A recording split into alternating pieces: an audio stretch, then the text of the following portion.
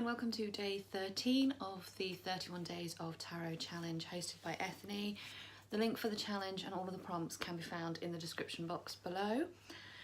Today the prompt comes from Nya Thryce and it is from the Major Arcana Cards.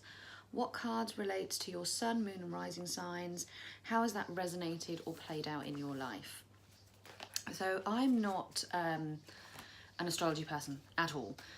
And I had to actually Google this information and then kind of Google what that meant as well. So I know that my sun is Libra, my moon is Taurus, and my rising sign is Virgo.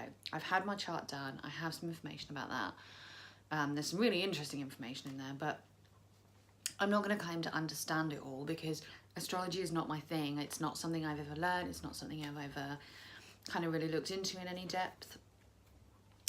What I do know is that the little bit of information I have is that the sun is your basic true self, like your basic personality. Your moon is like your emotions, I think I somewhere put it, if your sun sign is your head, your moon sign is your heart. And it's also how we keep ourselves comfortable and safe and secure, the things that we do to keep us comfortable and safe and secure. And then excuse me, our rising sign is the impression that we make on others. So it's like our outward appearance, our outward face that we show the world. When I looked at the cards, when I Googled the cards for my 3 signs, I could kind of see how my personality, so my overall personality, my emotional state and how I keep myself safe and comfortable, and my outward persona, if you like, all really fitted in quite well with the cards that I got. So for my sun sign, which I say is Libra, the card is Justice. And I think it's very true and it's very fair to say that throughout my life, my fairness and balance and harmony are 3 things that have been hugely important to me and continue to be hugely important to me. I am what some would call a fence sitter, and purely because I'm always trying, I never want to offend anybody. I never want to, look like I'm taking sides. I always want things to be fair. I want everything to be balanced.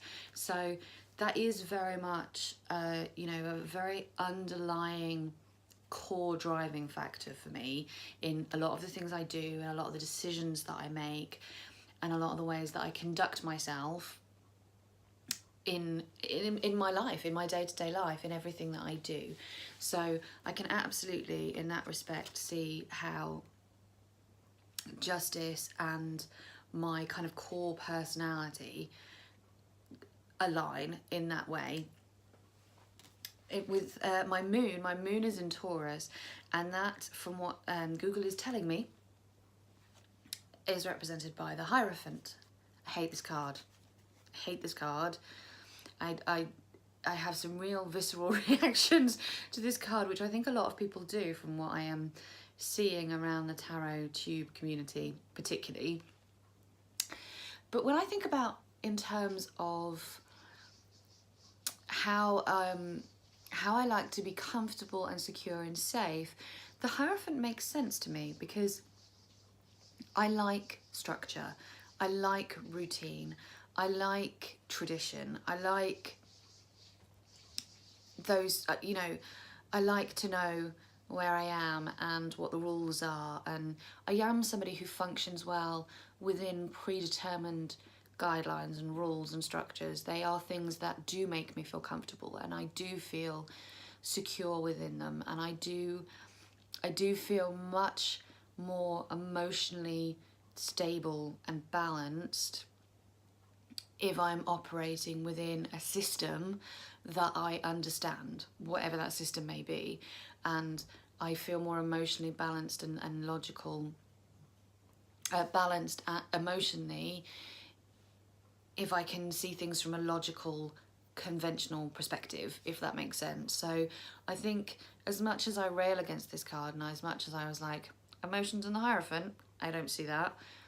If I really, really examine it, I do see that, and that does actually make a lot of sense. So yes, I can see how that has played out in my own, again, emotional journey, and how my Taurus moon and the Hierophant do connect within my own life. And finally we have my rising sign, which is how we appear to the outside world and the face that we put onto the outside world. And I'm a Virgo, and the Virgo is the Hermit. And again, you know, first impressions we're talking about here as well. I am someone who I imagine probably comes across as very insular and very internal when you don't know me very well, and I'm very much a thinker rather than a talker or a doer. I live alone for a start. I enjoy my own company and I like spending time on my own, and I choose to spend time by myself quite a lot. But also in group situations, I'm generally the one who's listening more and talking less. I'm very rarely a massive talker in group situations, particularly when I don't know people very well, when I'm not very comfortable with people, or when I'm in a new situation. I do like to sit back, I like to watch, I like to listen, I like to contemplate and reflect what's going on.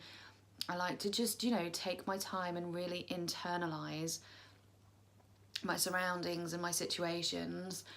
And then when I'm ready and when I get comfortable with people and when I get to know people, I can be very different from this. This isn't necessarily my normal personality trait. The dog wants to come up and he's whining at me, sorry. Come on then. But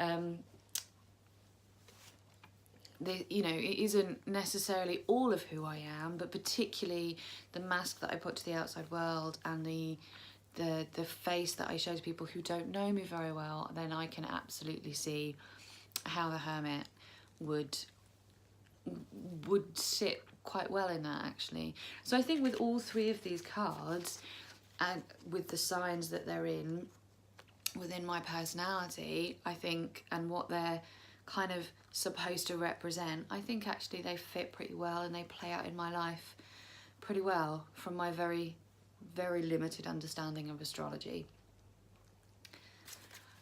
Thank you very much for watching. I hope you found that interesting, and I will see everybody tomorrow for the next one. Take care and lots of love. Bye bye.